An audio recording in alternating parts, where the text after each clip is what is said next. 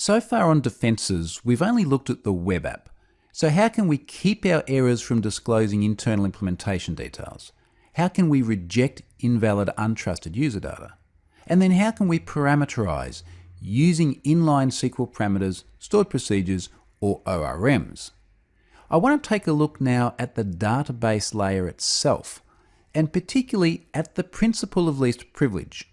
And this is a really fundamental concept, not just with database permissions, but really with any part of application design. And it's all about identifying the bare minimum permissions that each component of the system actually needs to do its job.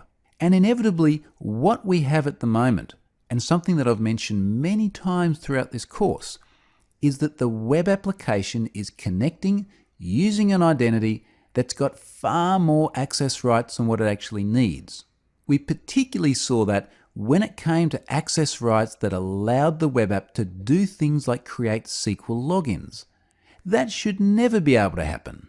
There's absolutely no reason why an anonymous user browsing around a public website should actually be talking to the database with enough rights to escalate their own privileges by creating their own login. That's just a ridiculous situation to be in. So let's jump over to SQL Server Management Studio. And in my Hack Yourself First database, we can see that I have a user called Hack Yourself First Restricted. Now, this is exactly the same as the account that's used on the live public website. Let's have a look at the permissions that this guy has. If we go into Properties, and we have a look at the memberships of this user, it's a member of both Data Reader and Data Writer. And that means that by default, it can read and write from any single table in the database. Now that's excessive. We don't need to be able to do that everywhere. So as an example of the principle of least privilege, let's remove both Data Reader and Data Writer. I'll go to my securables. I'll search for objects in the database, and I'm going to search for all objects of type, and the type I'm going to choose is just tables. So let's have a look at all the tables. Now, just as an example, what I'll do is we'll just go to the supercar table. And in that supercar table, I am going to allow it to select.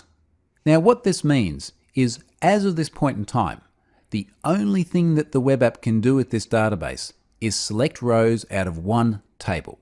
We can go even further. We could go all the way down to column permissions. And then, for example, we could say, I only allow it to select the number of cylinders, the description, the engine capacity, and so on and so forth. Now, I'm not too worried about that for this particular table because it's meant to be read by everyone. But that could be useful for other entities in the database where you may not want everyone reading every column. So I'm going to cancel that, but I am going to say OK to this one, and then I'm going to jump back over to the web app, and I'm going to try an attack here. And this attack is going to be a union-based injection to get all the passwords out of that user profile table. So remember, that one looks just like this.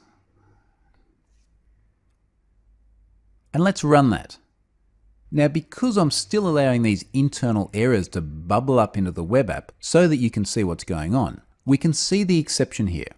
And we can see that we no longer have select permission on the user profile table. So besides all those other mitigations we've already looked at in this module, this principle of least privilege puts an immediate stop to being able to pull data from that table. Now, of course, you do actually need users to be able to query the user profile table because that's how they log in. But the mitigations to this would include things like using a stored procedure that has execute permissions, because when you do that, you don't need Data Reader on the whole table. You now have one little programmatic structure, the procedure, and you give the access rights to that. So the stored procedure could compare a password with the one stored in the database and then return whether authentication has been successful or not, but a user couldn't use an injection attack just to select directly out of the table. Now that is a very fine-grained permissions implementation, but I want to give that as an example of how we can structure the way the application is designed such that we greatly limit the access rights the user has to the underlying database. Now with that said, let me jump over and point out a few key areas to think about when you're looking at the principle of least privilege. There are a few things that you can think about here. And the first one is whitelists again. So we spoke about whitelists a little bit earlier on when it comes to validating untrusted data from the user. You can also apply whitelists to the permissions on the database, insofar as it's a matter of saying, hey, what should people actually be allowed to access? And when we talk about that allowable access, we can make it very granular, so we can go all the way down to the column level. Database servers like SQL Server do have a huge amount of configurability in this area. I mentioned stored procedures just before as well.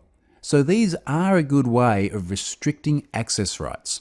If you can remove those reader and writer rights, particularly from sensitive tables, and use stored procedures instead, that is a much more secure position to be in. What you do have to be a little bit conscious of though, is that that is at odds to some of the modern movements around using tools like ORMs, because ORMs generate their own SQL, and that generated SQL needs access to select out of these tables. So it'd be very hard to use an ORM to directly query the underlying table and then not have read access to something like the user profile table. But again, this is all about defense in depth. So it's a question of defining what are the right defenses to apply in the right places.